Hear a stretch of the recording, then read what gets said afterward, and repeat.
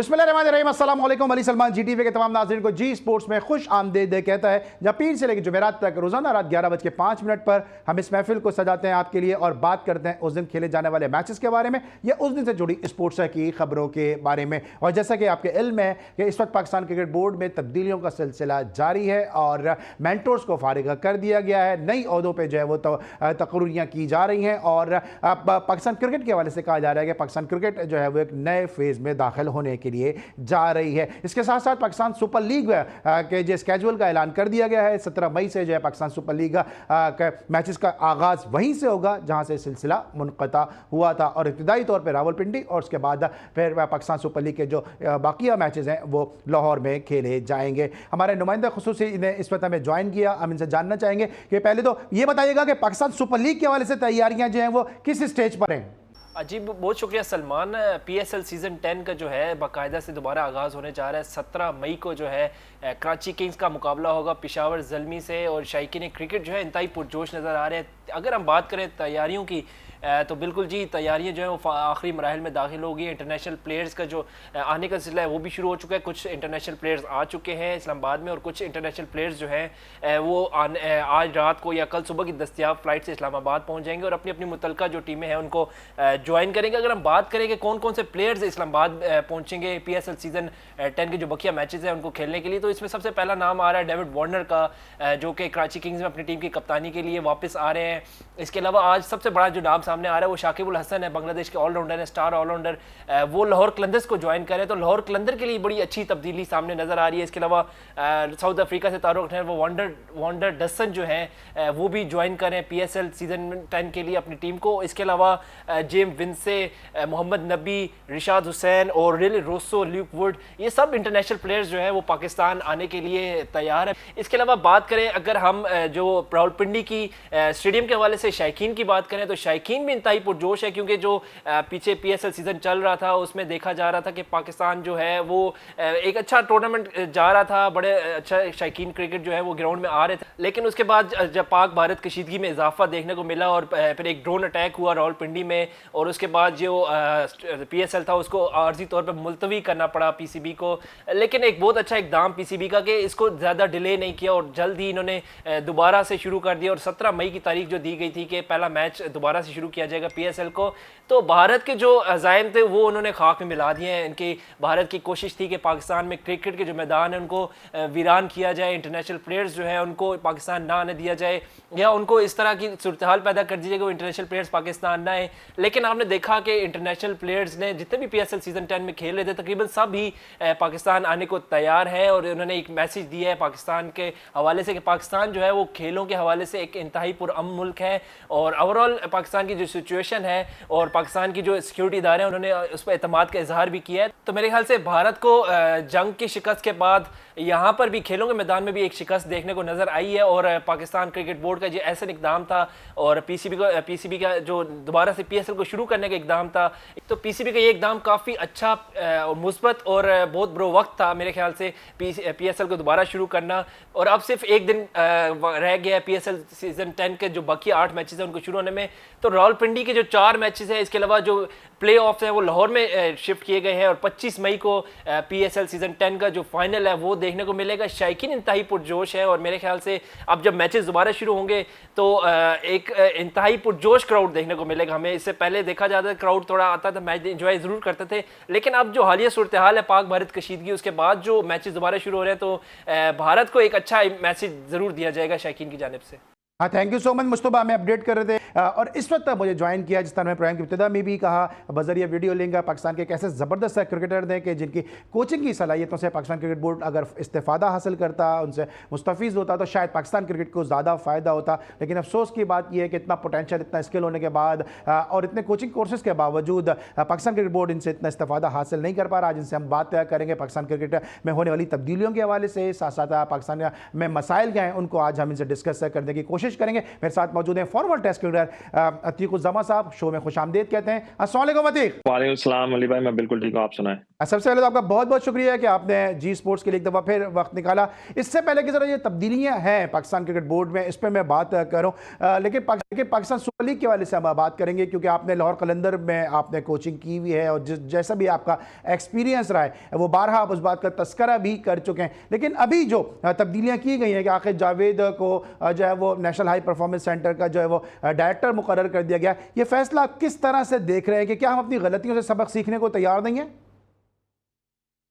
हाँ, मेरा मेरा नहीं ख्याल कि पाकिस्तान क्रिकेट बोर्ड ने कभी भी अपनी गलतियों से सबक सीखने की कोशिश की है और हमेशा से डिसीजन लेते रहे हैं और मोस्टली डिसीजन बायस ही हुए हैं। होपफुली ये डिसीजन अच्छा हो और मेरी दुआएं हैं पाकिस्तान क्रिकेट बोर्ड के साथ कि कोई चीज़ अच्छी अच्छी हो जिसकी वजह से पाकिस्तान क्रिकेट जिस लो पे इस वक्त पहुंची हुई है वो थोड़ा सा इंक्लाइन करना शुरू कर दे, और मेरी तमन्ना उनके साथ है और wish Aqib Javed best of luck कि वो अच्छा काम करेंगे। कोई ग्रजेस नहीं है, मगर मैं देखें पीसीबी ने जो भी किया होगा सोच समझ के किया होगा, मगर जहां तक मेरा ख्याल है वो कम्प्लीटली डिफरेंट है, उससे कोई मैटर नहीं करता उन चीजों से। मगर होपफुली कि पाकिस्तान क्रिकेट बोर्ड उनकी सर्विस से फायदा उठाएगा और वो अच्छे फैसले करें। लेकिन जिस तरह अभी हमने देखा कि आकिब जावेद का बतौर हेड कोच जो है वो एक्सपीरियंस ज़्यादा अच्छा नहीं रहा है, पाकिस्तान को उस तरह से कामयाबियां नहीं मिली हैं जिस उम्मीद पे उनको लेकर आया गया था। अब लोग ये कहते हैं कि जो म्यूजिकल चेयर का गेम है पाकिस्तान क्रिकेट बोर्ड में वो मुसलसल जारी है, कि एक जगह एक बंदा फेल होता है, प्रूवन वो फेल होता है, उसके बाद उसको दूसरा ओहदा दे दिया जाता है। Check and balance, accountability Pakistan cricket board में नजर नहीं आ रही है। ये जो पाकिस्तान में ऊपर बैठे हुए एचआर में बैठे हुए जो डिसीजन लेने वाले हैं वो खुद उनकी अकाउंटेबिलिटी नहीं है कि ना वो उनका काम को किस तरह देखा जा रहा है पीसीबी में और दुनिया में कैसा देखा जा रहा है। उनकी परफॉर्मेंस की भी अकाउंटेबिलिटी होनी चाहिए। जब उनकी अकाउंटेबिलिटी नहीं होती, जाहिर बात है जब उनके अंडर आते हैं उनकी अकाउंटेबिलिटी भी नहीं होती है। तो देखें, पाकिस्तान क्रिकेट बोर्ड ने हमेशा से रहा है कि हमेशा नॉन क्वालिफाइड जो लोग हैं वो बड़ी बड़ी पोस्ट में आए हैं, भले वो हेड कोच हो या कुछ हो। आपने लेवल 2 को हेड कोच बना के चीफ सेलेक्टर भी बना दिया था। तो ये डिसीजन पाकिस्तान में होते रहते हैं, मगर मेरी उनसे ये रिक्वेस्ट है कि यार अब आप जिस माइक हैसन को लेकर आए हैं उनको पूरा चांस दें, उनको मौका दें, कम से कम 2-3 साल दें, ताकि वो आके अपनी जो फिलॉसफी है और एक एनवायरनमेंट है वो क्रिएट करने में उनको उनको थोड़ा सा टाइम लगेगा। उनको पूरा मौका देना चाहिए और उनको पुट ऑफ नहीं करना चाहिए जॉब से। ठीक है, तो आप समझते हैं कि आकिब जावेद साहब यहाँ पर इस पोस्ट के ऊपर डिलीवर कर सकेंगे? क्योंकि इस तरह मैं फिर यही कहूँगा कि जब वो हेड कोच थे उस वक्त तो इतनी उनकी जानिब से परफॉर्मेंस सामने नहीं आई है। देखें, इसमें और हेड जो अभी एकेडमी के डायरेक्टर और हेड कोचिंग में बहुत ज़मीन आसमान का फ़र्क है। एकेडमी के जो डायरेक्टर की जो जॉब है वो बेसिकली है आपने मैनेज करना है पूरे हाई परफॉर्मेंस सेंटर को, और आपने पाकिस्तान क्रिकेट बोर्ड के जो मामला था उसमें आपने अपना एक किरदार निभाना है। तो मेरे हिसाब से मैनेजमेंट साइड में हो सकता है कि उनकी जो एक्सपर्टीज़ है लाहौर कलंदर के साथ जो उन्होंने की है वो उससे पाकिस्तान क्रिकेट बोर्ड फ़ायदा उठाए। तो कोचिंग को मैं उससे कंपेयर नहीं करूँगा, कोचिंग कंप्लीटली डिफरेंट है। कोचिंग में आपकी एक मेंटालिटी होनी चाहिए, एक आपकी क्वालिफिकेशन होनी चाहिए, आपका एक्सपीरियंस होना चाहिए और आपको अंडरस्टैंड करना चाहिए कि प्लेयर की साइकोलॉजी को, प्लेयर की पर्सनालिटी को अंडरस्टैंड करके आपने एक टीम को चलाना है। और एक आपकी एक अच्छी फिलॉसफी होनी चाहिए। जब अगर आपकी एक अच्छी फिलॉसफी नहीं है कोचिंग की तो वो फिर अफेक्ट करती है प्लेयर के ऊपर। तो पाकिस्तान के प्लेयर्स ने मुस्तकिल सफर किया पिछले 5-6 सालों से, जितने कोचेस चेंज हुए हैं, जितनी फिलॉसफी चेंज होती रही है, उससे प्लेयर को सफर करना पड़ा है। अब मैं चाहता हूँ कि कम से कम पाकिस्तान क्रिकेट बोर्ड को जिसको भी बुलाएं, आकिब जावेद को उन्होंने दिया है तो लंबा अरसा दें उनको एक टाइम दे, 3 साल का कम से कम पीरियड है, ताकि 1 साल तो आपको लगता है रिव्यू करने में, आपको अपने करीब लोगों को देखने में लगता है कौन काम करने वाले हैं, कौन नाकिस हैं, तो उनको टाइम लगेगा, तो उनको टाइम देना चाहिए।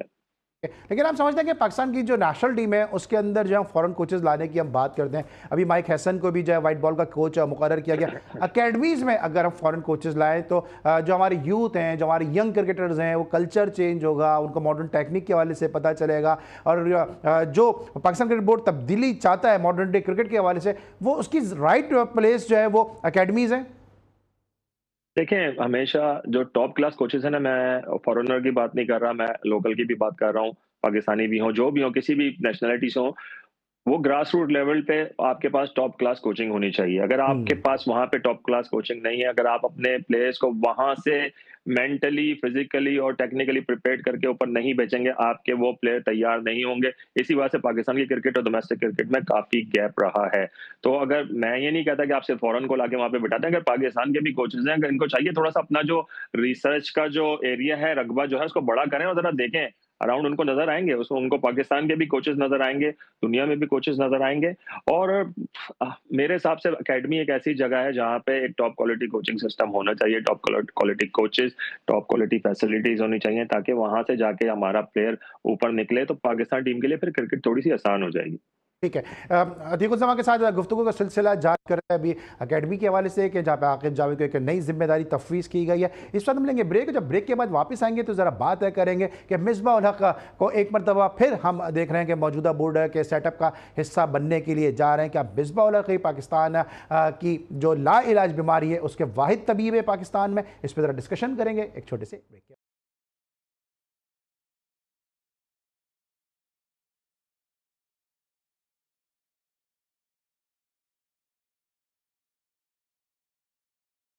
Welcome back after the break. और हमारे साथ मौजूद हैं क्वालिफाइड कोच अतीक उज़्ज़मा। और अतीक उज़्ज़मा की जो खास बात है कि टेस्ट क्रिकेट तो इन्होंने पाकिस्तान के लिए खेली ही खेली, इंटरनेशनल क्रिकेट तो पाकिस्तान के लिए खेली ही खेली, लेकिन इन्होंने जिस डिपार्टमेंट की कोचिंग की उस डिपार्टमेंट ने पाकिस्तान की जो डोमेस्टिक क्रिकेट के डायनेमिक्स हैं उनको काफ़ी हद तक तब्दील कर दिया था। और बड़े बड़े प्लेयर हैं, मोहम्मद आमिर की मैं बात कर लूँ, बाबर आजम की बात कर लूँ, शोएब मलिक की बात कर लूँ, वो सब इनकी कोचिंग में खेले, ओएसजेड की कोचिंग में खेल के गए। तो एक ऐसा क्वालिफाइड कोच जो पाकिस्तान की डोमेस्टिक क्रिकेट में बड़ा ज़बरदस्त काम करके गया, अपनी टीम को बामे उरूज पे पहुंचा दिया, उसकी जो खिदमत है उससे हम क्यों इस्तेफादा नहीं कर सकते हैं? अतीक, क्या कल्चर का फर्क है? क्योंकि यासिर अरफात से भी हमारी बात हो रही थी। यासिर अरफात को साउथ अफ्रीका ने चैंपियंस ट्रॉफी के लिए हायर किया था और यासिर का भी ये कहना था कि जो साउथ अफ्रीकन प्लेयर हैं वो सीखना चाहते हैं और हमारे प्लेयर सीखना तो कजा, वो सुनना भी नहीं चाहते हैं। अली भाई, बात ये नहीं है, बात ये है कि आपका जो हेड कोच होता है ना, वो एक कल्चर क्रिएट करता है। वो कल्चर क्रिएट करता है। उस वो कल्चर की जो फिलॉसफी होती है वो प्लेयरों को बाई इन करनी पड़ती है। जब वो प्लेयर बाई इन नहीं करते तो उसके बाद वो किसी को भी नहीं सुनते। ये पुराना शुरू से होता आया है कि हमारा जो हेड कोच रहा है ना, उसने हमेशा डिक्टेटर रहा है। तो ये डिक्टेटरशिप को आप ये माहौल जो खत्म करना चाहिए पाकिस्तान क्रिकेट से, और प्लेयरों के साथ एक अच्छी सी इंटरपर्सनल रिलेशनशिप बनानी चाहिए इंडिविजुअल तरीके से एज अ टीम। और आप अपने कोचिंग स्टाफ को जब आप लेकर आते हो तो आप उसको एक पूरी अथॉरिटी देते हो, एम्पावरमेंट देते हो, और सबको पता होता है कि इस इसका क्या रोल है। जब तक रोल डिफाइंड नहीं होते पाकिस्तान क्रिकेट में, जब तक प्लेयर कंफ्यूज रहेंगे, प्लेयर्स नहीं सुनते। और ये सिर्फ पाकिस्तान में नहीं है, दूसरे मुल्कों में भी है। तो सब में पहला काम ये है कि अगर आप किसी को हाई परफॉर्मेंस कोच लेकर आ रहे हो तो उसका रोल डिफाइन करो प्लेयर के साथ कि इसका ये रोल ये है, इसकी ये रिस्पॉन्सिबिलिटी है, then player will understand that. हमारे प्लेयरों में ये नहीं है कि बदतमीज है, सुनते नहीं है, जरूर सुनते हैं। देखिए, मैंने भी पाकिस्तान क्रिकेट बोर्ड में काम किया और मैंने बड़ी अच्छी रिलेशनशिप रखी है प्लेयर्स के साथ। जब प्लेयर्स के साथ आपकी रिलेशनशिप अच्छी होती है, they feel comfortable working with you. जब वो आपके साथ कंफर्टेबल फील नहीं करते, उनको पता है कि आप पीछे से जाके उसका बारीक काम लगाते हो, आप उसके लिए बातें करते हो, इधर उधर बातें कर रहे हो तो नेगेटिव, तो वो प्लेयर आप पे ट्रस्ट नहीं करते। और एक दफा जब ट्रस्ट ब्रेक हो जाता है, फिर उसके बाद बहुत मुश्किल काम है आपको कोचिंग करना उस एनवायरनमेंट में। राइट। क्योंकि आपने काम किया दो बड़े मुश्किल प्लेयर के लिए। मुश्किल में इस सेंस में कह रहा हूं, जो खबरें आती हैं, मोहम्मद आमिर भी उसी टीम में थे, बाबर आजम भी उसी टीम में थे, इनका एक्सपीरियंस आपके साथ कैसा रहा? क्योंकि जो कोचेज हैं वो अक्सर ये बात करते हैं कि जी ना मोहम्मद आमिर सुनते हैं किसी की, ना बाबर आजम किसी की सुनते हैं। और ये सवाल अक्सर उठता है कि जी जब कोच उनको बताते हैं तो आगे से कुछ प्लेयर जवाब ये देते हैं कि आपने खुद कितनी क्रिकेट खेली है। तो आपका एक्सपीरियंस कैसा रहा है? देखें, मेरा एक्सपीरियंस बहुत अच्छा रहा इन प्लेयर के साथ, और मोहम्मद आमिर अल्हम्दुलिल्लाह उसके साथ मेरी बहुत ही ज़बरदस्त रिलेशनशिप थी कि आमिर को इस बात का भी पता है कि जब वो दोबारा बैन के पास आया था, बैन के लगने खत्म होने के बाद वापस आया था, तो उसको एक वाहिद डिपार्टमेंट था और वाहिद कोच था जिसने उसको वेलकम किया था अपनी टीम में। और जहाँ पे पाकिस्तान क्रिकेट बोर्ड में सब उसके खिलाफ थे, तो उसके साथ मैंने उसकी एक अच्छी पॉजिटिव लॉबिंग की थी। लॉबिंग इन सेंस में कि उसकी एक रेपुटेशन को मैंने एनहांस करने की कोशिश की थी और उसको क्लीन करने की कोशिश की थी और उसके बारे में अच्छा फीडबैक दिया था। तो आमिर जब पाकिस्तान टीम में कुछ अरसे के लिए खेला, उसकी परफॉर्मेंस खराब थी, तो then he came back to स्वीगाची। He actually told Pakistan cricket coach में कि आदर के यार, मैं जाना चाहता हूं अपने कोच के अंदर काम करना चाहता हूं, क्योंकि मैं वहां पे बहुत रिलैक्स फील करता हूं, यहाँ पे मुझे मेरे ऊपर बहुत प्रेशर है और I am feeling very stressful. तो वो आए हैं काम करने के लिए। बाबर के साथ हमने थोड़ा बहुत काम किया क्योंकि बाबर मोस्टली फिर हमारी टीम में एक सीजन खेलने के बाद पाकिस्तान टीम में चला गया था, तो उसके बाद वो उसका आना बहुत मुश्किल हो गया था। वो एक आध मैच के लिए आता था, मगर मेरा नहीं ख्याल था कि बाबर हार्ड वर्क इस सेंस में था कि वो तो फर्स्ट क्लास क्रिकेट खेलने से थोड़ा सा भागता था, क्योंकि जाहिर बात है आप पाकिस्तान क्रिकेट के साथ रहते हो, एक हमारा कल्चर बना हुआ है। जब आप वापस नीचे आते हो तो आपको नीचे वाली क्रिकेट अच्छी नहीं लगती। तो ये इस टाइप की जो नेगेटिविटी आ जाती थी अंदर, उसकी वजह से बाबर थोड़ी सी एक प्रॉब्लम क्रिएट करता था। वरना Babar is a very good guy as well. उसको आप कोई चीज समझाएंगे। देखें, कोच का काम नहीं होता कि है ना फालतू में जाके पिन करना किसी चीज को कि यार आप कोच हो सकता है मैं पूरे दिन कोई 6-7 घंटे टीम के साथ काम करूं, मुझे उनको कुछ बताने की जरूरत ना पड़े। बताना कोचिंग नहीं होती। कोचिंग ये होती है कि एक एनवायरनमेंट क्रिएट करना और एक सेशन का आपने इंटेंशन बनाई हुई, उस सेशन को आपने इम्प्लीकेट करना है। हमारे वहाँ गलत कॉन्सेप्ट होता है कोचेस का, कोचेस समझते हैं कि यार हमने बोलना जरूरी है, हमने अपना इन्फ्लुएंस देना जरूरी है। ठीक है। तो अच्छा, अब क्या वजह, कम्युनिकेशन जो आपने है ना बाबर की बहुत भी बात भी कर इंपॉर्टेंट रहे है। थे, बाबर की क्या वजह समझते हैं कि बाबर आजम का बैट जो है काफी बुझा बुझा नजर आ रहा है, पाकिस्तान सुपर लीग में भी वो उस तरह से परफॉर्म करते नजर नहीं आ रहे हैं, और अब तो उनकी बात हो रही है कि बांग्लादेश के खिलाफ सीरीज में भी बाबर होंगे या नहीं होंगे। और मुझे याद है आपने खुद भी मेरे एक शो में कहा था कि अगर मैं T20 में कोच करूं तो मैं जो ओवैसी से ओपन करा लूंगा, बाबर से ओपन नहीं कराऊंगा। हाँ, वो बात पे मैं अभी भी कायम हूँ, क्योंकि T20 क्रिकेट का जो फॉर्मेट है कंप्लीटली डिफरेंट है। बहुत डिफरेंट फॉर्मेट है कि उसमें आपको पहले 6 ओवरों में डोमिनेट करना पड़ता है। अगर आपने पहले 6 ओवर में 2 ओवर भी आपने अगर किसी तरह दूसरी टीम को डोमिनेट करने दे दिया, तो वो आप पे डोमिनेट हो जाती है पूरे मैच में। तो आपको पावर हिटर्स की ज़रूरत है। बाबर की जो फॉर्म खराब हुई है, चीज़ तो ये है कि उसकी थोड़ी-सी एरोगेंसी थी एज़ अ कैप्टन, के उसने आके किसी को कुछ नहीं समझने की कोशिश की। प्रेस कॉन्फ्रेंस में भी बहुत एरोगेंट तरीके से बात की, तो उसको थोड़ा-सा उसका सर, अब नेगेटिव मसला ये है कि इम्पैक्ट मिला। आप रहते और हैं इंग्लैंड हाँ। में, मैं रहता हूं पाकिस्तान में, मेरी इंग्लिश इतनी अच्छी नहीं है। एरोगेंट को क्या मैं मतलब लूं, क्या बददिमाग है बाबर? नहीं, नहीं, नहीं, नहीं, नहीं, ये बात नहीं है कि बददिमाग है, वो इज़ अ वेरी एरोगेंट का क्लेवर मतलब गाय। क्या है? तो देखिए गुरूर, गुरूर? गुरूर कि बाबर में गुरूर आ आप गया था? गुरूर करने लग जाते हैं। मेरे ख्याल से, क्योंकि जिस तरह की मैंने उसकी प्रेस कॉन्फ्रेंस सुनी है ना, उसमें लोगों ने उससे पूछा आपको प्रेशर, कहता नहीं जी मुझे प्रेशर-वेशर कुछ नहीं होता। हम्म। देखिए प्रेशर होता है, कैसे नहीं होता? हम्म। आप अभी, मैं 2 कदम चलूँगा मेरे ऊपर प्रेशर होता है कि मेरा कदम इधर-उधर ना पड़ जाए। बिल्कुल सही। हर चीज़ में, अब आपकी लाइफ में हर चीज़ में प्रेशर होता है। आपको ये बोलना चाहिए कि हाँ जी प्रेशर होता है, मगर इसी चीज़ के मुझे पैसे मिलते हैं, इसी चीज़ को मैंने इतने सालों से स्किलफुल बनाया कि मैं प्रेशर को इस तरह हैंडल करता हूँ, और मैं हम्म। पूरी कोशिश करूँगा प्रेशर को हैंडल करने की। इंशाल्लाह डिलीवर करूँगा, डिलीवर नहीं करूँगा तो आपका हक बनता है आप मेरे पे क्रिटिसाइज़ करें। You hmm. Talk like this, ठीक है ना? उसको ये चीज़ें बात करने की थोड़ी-सी कम्युनिकेशन स्किल भी थोड़ी-सी वीक थी, जिसकी वजह से उसको प्रॉब्लम हुई, बैकफायर हुआ। अब उसकी उसपे क्या हुआ, उसका अंजाम क्या हुआ, उसकी खुद की फ़ॉर्म खराब हो गई। खुद की फ़ॉर्म खराब हो गई तो मीडिया वालों ने भी उसको उड़ाना शुरू कर दिया। उसके जो इधर-उधर जो प्लेयर हैं, इंटरनेशनल प्लेयर जो हमारे एक्स प्लेयर हैं, उन्होंने भी उड़ाना शुरू कर दिया। अब वो इस लेवल पे पहुँच चुका है कि उसको खुद भी समझ में नहीं आ रहा कि वो क्या कर रहा है। उसकी ज़ाहिर-सी बात है, जब आपका मेंटल इश्यू चलने शुरू हो जाते हैं, साइकोलॉजिकल इश्यू आ जाते हैं आपकी बैटिंग में, तो आपको एक साइकोलॉजिस्ट की ज़रूरत होती है। अच्छे साइकोलॉजिस्ट की, ताकि वो आपको इंटरवेन करे, इंटरवेंशन बनाए और आपको इस भंवर से निकाले। बाबर उसी भंवर में फँसा हुआ है। उस भंवर की वजह से उसकी टेक्निकैलिटी, जो उसकी बैटिंग की टेक्नीक है, वो थोड़ी-सी है ना बिल्कुल सही। खराब हो गई है, जिसकी वजह से उसको प्रॉब्लम हो रही है। और सेम तरीके से आउट हो रहा है, उसकी किस्मत भी साथ नहीं दे रही। फिर जब आपका बुरा वक़्त आता है, तो कहते हैं ना कि आप ऊँट पे भी बैठ जाओ तो आपको आके ना हाँ, चोट लग जाती है, किसी न साया भी किसी साथ तरह छोड़ ना देता पूरा है। बॉडी लेकिन बना कभी बाबर ने है। कोशिश की कि आप उसके पुराने कोच हैं और डोमेस्टिक में आपने जिस तरह से आपने परफॉर्म किया है, वो किसी से कोई ढकी छुपी बात है ही नहीं, तो कभी बाबर ने आपको कांटेक्ट करने की, आपने बाबर को कांटेक्ट करने की कोशिश की कि भाई अपनी ये चीज़ सही कर लो, या बाबर ने पूछा कि ठीक भाई मेरे साथ ये मसला आ रहा है, मैं किस तरह सही करूं? नहीं, बाबर ने तो कभी पूछने की ज़हमत नहीं की, मगर मैंने उसको कॉन्टैक्ट किया, बहुत हम्म। दफ़ा उसको व्हाट्सएप में मैसेज किए हैं, फेसबुक में मैसेज किए हैं कि यार देखो, अगर तुम्हें कोई किसी चीज़ का इश्यू है, maybe I am not a very big coach as you think, मगर हो सकता है कि शायद मेरी कोई चीज़ तुम्हें पसंद आ जाए, जिससे तुम्हारी परफॉर्मेंस में निखार आ जाए। हम्म। मैंने कहा I am here to help if you need any help, और मेरे पास और भी कॉन्टैक्ट्स हैं। मेरे पास यहाँ पे कंपनीज़ हैं जो स्पोर्ट्स साइकोलॉजी को डील करती हैं, और माइंडसेट कंपनी के नाम से एक कंपनी जिसके साथ मेरी कोलैबोरेशन हुई है। मैंने बाबर को वो भी ऑफर किया कि अगर if you need anything I can collaborate with you some right people. कम से कम आप कांटेक्ट करो ना। यू नीड, देखें आपके साथ प्रॉब्लम है, आपको आना चाहिए, आपको मैं आपके पास जा रहा हूँ, कम से कम मेरी बात को रिगार्ड करो और इसको सीरियस लो। वरना कैरियर देखें, क्रिकेट के कैरियर बहुत बड़े बड़े प्लेयर बने। अभी बाबर को किसी और लेवल पे होना चाहिए था, उसका लेवल बहुत डाउन हो गया है। हम्म। उसको जरूरत है कि हम लोग भी उसको बैक करें, मगर उसको खुद अपने आप को बैक करने की जरूरत है। उसको अपनी जो वो है ना, क्या कहते हैं, अना को थोड़ा सा नीचे करना पड़ेगा, और बेसिक पे अतीक वापस आ ये, जाए। और ये अतीक आप मुझसे बेहतर समझते हैं, ये फेज सब पर आता है। जोनाथन ट्रॉट का कैरियर इसलिए खत्म हुआ कि वो मेंटल ब्लॉकेज का शिकार हो गए थे। ग्राम थॉर्प को हमने देखा कि उन्होंने सुसाइड कर लिया। ट्रेस्कॉथिक ने क्रिकेट इसलिए छोड़ दी कि मेंटल उनके साथ इश्यूज आ गए थे।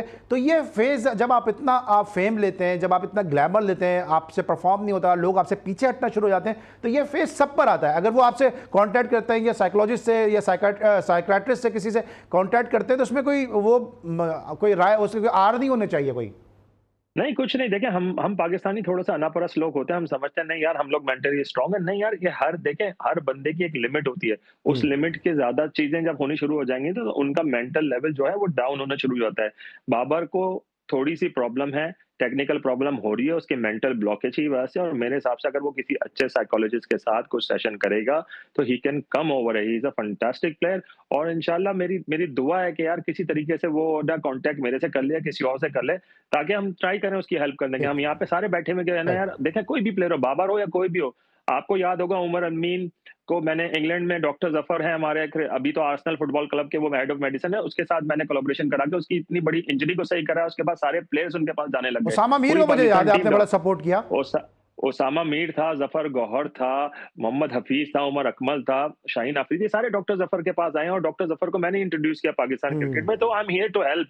अगर आपको किसी चीज की जरूरत है, जरूरी नहीं है कि मेरा लेवल इतना बड़ा होना चाहिए कि आप उसी वक्त उससे बात करो। देखिए मेरे पास भी इनफ क्वालिफिकेशन और एजुकेशन है कि मैं थोड़ी बहुत आपकी हेल्प कर सकता हूँ। अगर वो आपके लिए काम कर दे तो आपको क्या जरूरत है, आपको फ्री में हेल्प मिल रही है। ठीक है, तो आप अगर अतीकुज़्ज़मा कोच हो तो बाबर आजम इस जो मौजूदा फॉर्म है, मैं फिर कहूंगा जो मौजूदा फॉर्म है उसको देखते हुए बांग्लादेश के खिलाफ T20 सीरीज में बाबर आजम आपको नजर आ रहे हैं? हाँ हाँ, होना चाहिए, क्यों नहीं होना चाहिए। बाबर एक ऐसी चीज है कि मतलब बाबर का नाम पहले लिस्ट पे लिखा जाता है। अगर मैं पाकिस्तान टीम का भी कोच बनता तो मैं सब में पहले एक टॉप क्लास साइकोलॉजिस्ट साइन करता। मेरी ये फर्स्ट रिक्वायरमेंट ये होती कि मेरे साथ साइकोलॉजिस्ट हमेशा होना चाहिए, क्योंकि मेरे ख्याल से most of Pakistan player required a psychologist. लेकिन किस नंबर पे खिलाएंगे? ओपनर तो आप खुद नहीं चाहते वो खेलें। नहीं तो वो देखें, अब सिचुएशन पाकिस्तान की ऐसी है। देखें उस वक्त पाकिस्तान के पास शर्जील खान, फखर जमान, ये दो टॉप क्लास के ओपनर बने हुए थे जो इन्होंने जाया कर दिया, जो उन्होंने अपने नंबरों के लिए उसको जाया कर सर दिया। अब भी तो आपके पास साइम अय्यूब है, हसन नवाज है ना।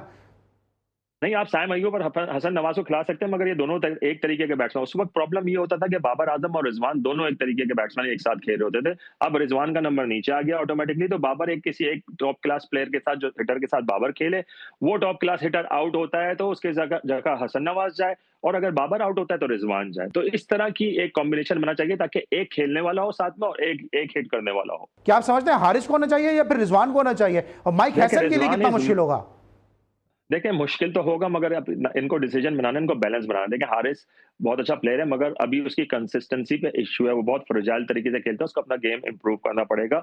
मेरे हिसाब से हारिस, रिजवान दोनों को स्क्वाड का हिस्सा होना चाहिए। दोनों पाकिस्तान के टॉप कीपर्स हैं और इनको स्वैप करके इनको चांसेस देने चाहिए। मगर मेरे हिसाब से अभी यही बनता है कि बांग्लादेश के आप खिलाफ जाना है, बांग्लादेश को हल्का नहीं लेंगे, क्योंकि पाकिस्तान देखें इस वक्त पाकिस्तान का हाल ये हर टीमों से हारा जा रहा है। Last thing you want to lose against Bangladesh as well. तो पाकिस्तान को स्ट्रॉन्ग टीम के साथ खेलना चाहिए जो बेस्ट कॉम्बिनेशन हो। ठीक है, अब जरा बात कर लेते हैं, ये सऊद शकील के हवाले से भी बात की जा रही है टेस्ट कैप्टन के तौर पे। सऊद शकील आपको लगता है कि एक आइडियल चॉइस है टेस्ट कैप्टनसी के लिए? क्योंकि शान की परफॉर्मेंस में सबको ही पता है कि डिक्लाइन उनकी परफॉर्मेंस में भी है, उनकी कैप्टनसी में बहुत फ्लॉज हैं। देखिए मैंने बहुत पहले ये बोला था कि सऊद शकील जो है ना, वो उसको पाकिस्तान का कैप्टन होना चाहिए, खासतौर पे लॉन्गर फॉर्मेट में। क्योंकि और वनडे, मैं तो कहता हूँ कि वाइट बॉल में भी अगर वनडे क्रिकेट में आप अलग कैप्टन लेते हैं या T20 और वनडे क्रिकेट का सेपरेट कैप्टन रखते हैं, तो सऊद शकील को कप्तान होना चाहिए। वो बहुत, उसके अंदर मेरे ख्याल से लीडरशिप क्वालिटीज हैं, ही टॉक्स रियली वेल, और उसके अंदर जो एक उसका एटीट्यूड है कप्तान वाला लगता है, और बहुत पहले से ये मुझे नजर आ रहा है। तो मेरे हिसाब से बहुत अच्छी बात होगी अगर सऊद शकील को कप्तान बनना चाहते।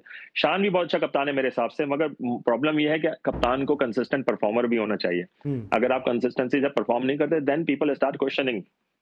लेकिन शान की जो आपने कहा कि कप्तानी की बात की, हमने देखा साउथ अफ्रीका के खिलाफ अब्बास को टीम में शामिल किया गया। अब्बास ने वहाँ पे एक ऐसा टेस्ट मैच है जो पाकिस्तान को जीतने की पोजीशन में लेकर आ गया। वहाँ पे कुछ डिसीजन ऐसे हुए कि जो है वहाँ पे पाकिस्तान वो टेस्ट मैच नहीं जीत सका। फिर अब्बास मुसलसल इन्हीं कंडीशन में पाकिस्तान में फर्स्ट क्लास क्रिकेट खेलते हुए परफॉर्म करते हुए गया। फॉरन ही जो नेक्स्ट सीरीज आई उसमें अब्बास को ड्रॉप कर दिया गया, कंडीशन सूट नहीं करती। तो जो शान की जो कप्तानी थी उसमें आपको लगता है कहीं ना कहीं वो स्टैंड नहीं ले पा रहे थे प्लेयर्स के लिए, जिसकी वजह से जो परफॉर्मेंस सामने नहीं आ रही थी? देखिए हो सकता है ये शान can be easily dominated by other people, specially the chairman और हाई परफॉर्मेंस कोचेस और हेड कोचेस। तो मेरे ख्याल से उसके अंदर आपने थोड़ी सी इन्वेस्टमेंट की है, उसको अगर थोड़ा सा और टाइम दे दें। देखें अली भाई, हर बंदा अपनी गलतियों से इम्प्रूव करता है और उसको इम्प्रूव करना चाहिए।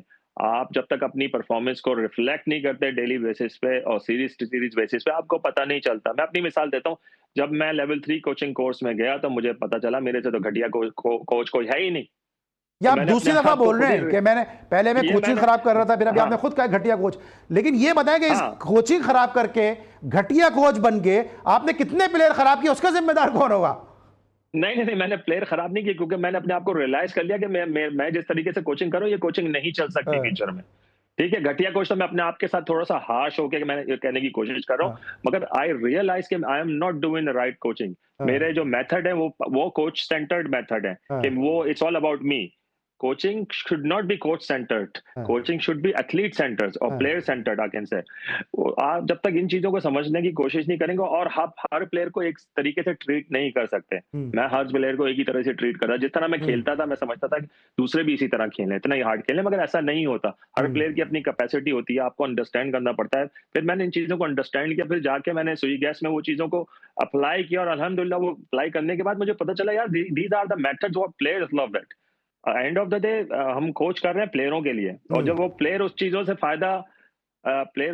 फ़ायदा उठाएँगे, तो टीम का फ़ायदा लेकिन होगा। अजीक इसमें भी आपकी बड़ाई है। मैं बहुत कैटेगोरिकली ये बात करूंगा कि इसमें आपकी बड़ाई है कि आप अपनी गलतियों को मान रहे हैं। तो मैं आपसे, चूंकि एक मजाक का भी रिश्ता है, अजराए तफन्नुन ये बात कर रहा हूं कि आप को आपने माना कि मुझ में और हर एक में बेहतरी की गुंजाइश होती है, कि जो वो वक्त के साथ साथ अपने आप को बेहतर करें, और जो बेहतर करते हैं वही अजीम इंसान होते हैं और वही कामयाब प्रोफेशनल भी होते हैं। ब्रेक लेंगे और वापस आएंगे, जरा पूछेंगे कि मिसबाह उल हक का क्या पाकिस्तान क्रिकेट की लाइलाज बीमारी का इलाज है। मिलते हैं ब्रेक के बाद।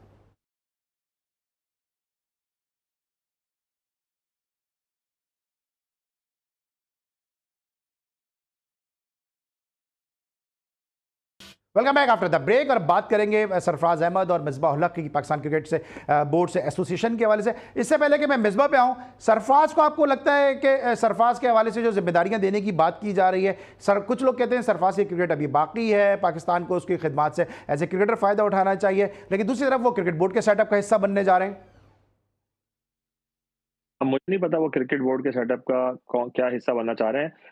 देखिए मेरे ख्याल से सरफराज इस सवाल का जवाब बेटर दे सकते हैं। अगर वो समझते हैं कि उनकी क्रिकेट बाकी है और उनको खेलना चाहिए तो जरूर खेलना चाहिए। अगर वो सारी चीजों को फुलफिल कर रहे हैं, अपनी फिटनेस को, अपनी परफॉर्मेंस को सारी दे रहे हैं, तो आप किसी के बारे में नहीं कर सकते। देखिए क्रिकेट छोड़ना बहुत बड़ी बात होती है अली भाई। जब मैंने क्रिकेट छोड़ी थी तो मुझे मेरे से बर्दाश्त नहीं हुई थी चीजें। मैं हम्म, फिर भी इंग्लैंड में क्रिकेट खेल रहा था, मगर हम्म, मुझे एक चीजें खलती थी कि यार मैं पाकिस्तान में फर्स्ट क्लास क्रिकेट नहीं, मैं अभी भी खेल सकता हूँ, मैं क्यों नहीं खेल रहा। तो वो बड़ा मुश्किल होता है एक एथलीट के लिए ना डिसाइड करना कि यार मैं क्रिकेट छोड़ दूं। अब सरफराज का क्रिकेट ही रोजी पानी है और वो अभी खेलना चाहता है, समझता है क्रिकेट अगर उसके अंदर बाकी है तो जरूर खेले, इसमें कोई मसला नहीं है। मगर ड्यूल रिस्पॉन्सिबिलिटीज नहीं होनी चाहिए। मैं इस चीज के अगेंस्ट ठीक हूँ कि आप एक ही टीम से खेल रहे हो, उसी टीम के मेंटर भी हो। है, ठीक है। अच्छा, मेंटोर्स के हवाले से क्या कहेंगे कि क्रिकेट बोर्ड को अपनी गलती का एहसास हो गया कि उन्होंने मेंटोर्स रखे थे, लेकिन इस गलती का एहसास होने में बड़ी देर की मेहरबा आते आते और पैसा पानी की तरह बहाया। और जब हम जैसे लोग ये बात कर रहे थे, आप जैसे लोग ये बात कर रहे थे कि भाई मेंटोर्स लगाने का कोई फायदा है ही नहीं, उस वक्त जो जूनियर रेंग रही थी, और अब पैसा बहा के, वक्त जाया करके, खाया ना पिया, गिलास थोड़ा बाहर आना करके आप कहते हैं कि हमसे गलती हो गई और अब खत्म कर दी मेंटोर्स। ये ऐसा ही होता है पाकिस्तान क्रिकेट में। पाकिस्तान क्रिकेट उसी को पैसा बाँटता है जिनके पास ऑलरेडी इतना पैसा होता है और उनको पैसा देने में इनको तकलीफ होती है। जो बेचारे डिजर्विंग होते हैं, हम्म, मेहनत करके सारी ज़िंदगी उन्होंने स्ट्रगल किया हुआ होता है और वो डिज़र्व भी करते हैं, उनको आप पैसा नहीं देते। तो ये पाकिस्तान क्रिकेट बोर्ड की तो ट्रेडिशन है, अब इसको क्या कह सकते हैं। इन्होंने एक बेवकूफ़ाना डिसीजन लिया था ये करने का, जिसमें उन्होंने पैसा पानी की तरह बहाया। वही राइट। पैसा अगर आप जिन प्लेयरों की आपने एनालिस्ट वगैरह की आप लोगों ने सैलरी हाफ कर दी, आपने कोचिंग एनालिस्ट तो स्टाफ की फारिग ही सैलरी कर दिए हाफ ना, कर बहुत दी। सारे एनालिस्ट तो फारिग कर दिए। अच्छा, अच्छा, तो अच्छा, 2-3 मिनट मेरे पास रह गए। मिसबा के हवाले से बताएंगे, क्या मिसबा को जो ओहदा दिया देने की बात हो रही है, या मिसबा को सेटअप का हिस्सा बनने के लिए जा रहे हैं? मिसबा को पहले भी हमने देखा कि 3 उनको ओहदे दिए गए, पाकिस्तान क्रिकेट बोर्ड में डिलीवर इस तरह से नहीं कर सके, एक दफा फिर उनके ऊपर एक्सपेरिमेंट करने जा रहे हैं। अल्लाह मालिक है पाकिस्तान की टेस्ट टीम का। अगर ये आपकी बात सच साबित होती है तो मैं सिर्फ दुआ के अलावा कुछ नहीं कर सकता और मैं इससे अच्छा, ज्यादा नहीं मिसबा की बोलूंगा। तकरूरी दुआओं की मोहताज है। पाकिस्तान क्रिकेट की तकर्री दुआओं की मोहताज है, मिसबा की नहीं। क्योंकि मैंने उनके अंदर देखा हुआ काम देखा हुआ है and I don't find any top class person और top class coach in it. Maybe उसने अपने आप को चेंज किया हो, मे बी उसने अपनी गलतियों से सबक सीखा हो, ये उसकी होगी मगर मुझे ये समझ में नहीं आता आप किस बेस पे किसी को साइन करते हैं, किस बेस पे साइन करते हैं। ठीक। आप मुझे उसकी बेस और लॉजिक अगर समझा दें तो शायद मैं इस चीज को मान जाऊं, शायद मैं अपनी और ये अप्रोच सिर्फ को अतीक बोलूं नहीं मिसबा आई की एम बात थिंकिंग नहीं रॉन्ग। है, आप जिसको भी रख रहे हैं किस बेस पर रख रहे हैं समझ में नहीं आ रहा, फिर बाद में बड़ी आसानी से कह देते हैं कि हमसे गलती हो गई। आप नहीं बताएंगे और मुझे, लेकिन मेरी इनसाइड ये बता रही है कि आपको एक बहुत बड़ी टीम की जानिब से बैटिंग कंसल्टेंट की या बैटिंग कोच की ऑफर हुई है। चाहें तो, अगर मेरी इत्तला ये सही है तो पहले ये बता देंगे क्या मैं गलत तो नहीं हूं, और अगर आप चाहें तो बता भी सकते हैं। आपकी जो वो है ना रिसोर्सेज काफी ऑथेंटिक हैं। मैं भी ये चीजों को बता नहीं सकता क्योंकि ये मेरे साथ प्रॉब्लम क्रिएट हो सकती है, मगर कोई बात नहीं, अगर पाकिस्तान क्रिकेट बोर्ड को नजर नहीं आ रही मेरी क्वालिफिकेशन और एक्सपीरियंस, दूसरे क्रिकेट बोर्ड को नजर आ रही है, क्योंकि वो चीजें देख रहे होते हैं। उनकी रिसर्च करने का जो रकबा है वो थोड़ा सा ज्यादा है पाकिस्तान क्रिकेट हम बोर्ड से। दुआ हुए हैं कि तो आपके लिए आपको अच्छा ही हो। नौकर- Atiq, thank you so much for your valuable time, और हमेशा की तरह अतीक के साथ बड़ी चिट चैट इनके साथ रहती है, और बड़ा अफसोस होता है जब हम यासिर अरफात, अतीक उज़्ज़मा जैसे लोगों को देखते हैं कि जिनकी जो स्किल्स हैं, जो उनका टैलेंट है, जो उनकी एजुकेशन है, जो उनका पोटेंशियल है, उससे दूसरे ममालिक फ़ायदा उठा रहे हैं, लेकिन हम जो है वो रिवायती अंदाज में घूम फिर के उन्हीं लोगों को वापस लेकर आते हैं, सेटअप का हिस्सा बनाते हैं कि जो जो है अपना माजी में भी उनका कोई परफॉर्मेंस नहीं होती, प्रूवन वो फेलियर होते हैं, लेकिन बार बार हम उन्हीं जो है वो सरों पे ताज पहनाते नजर आते हैं। लेकिन अतीक उज़्ज़मा, यासिर अरफात जैसे हीरे, अब्दुल लौफ जिस तरह खुली बात करते हैं, शोएब मोहम्मद साहब जैसे लोग मौजूद हैं, यहाँ पे आमिर मलिक साहब जैसे लोग मौजूद हैं, इनसे हम जो है वो इस्तेफादा करने की कोशिश करते ही नहीं है। नाज़रीन, ये इस हफ्ते का हमारा आखिरी शो था। इंशाल्लाह सैटरडे से, चूंकि पाकिस्तान सुपर लीग का आगाज़ हो रहा है 17 मई से, तो पाकिस्तान सुपर लीग की जो स्पेशल ट्रांसमिशन है, जिस तरह सुपर लीग का दोबारा से आगाज़ हो रहा है, तो PSL की स्पेशल ट्रांसमिशन हम वहीं से शुरू करेंगे जहां पे सिलसिला मुनक़ता हुआ था। इंशाल्लाह नेक्स्ट सैटरडे आपसे फिर मुलाकात होगी। उस वक्त तक के लिए अली सलमान को पूरी प्रोडक्शन टीम के साथ इजाज़त दीजिए। अपना बहुत ख्याल रखिए। अल्लाह हाफ़िज़।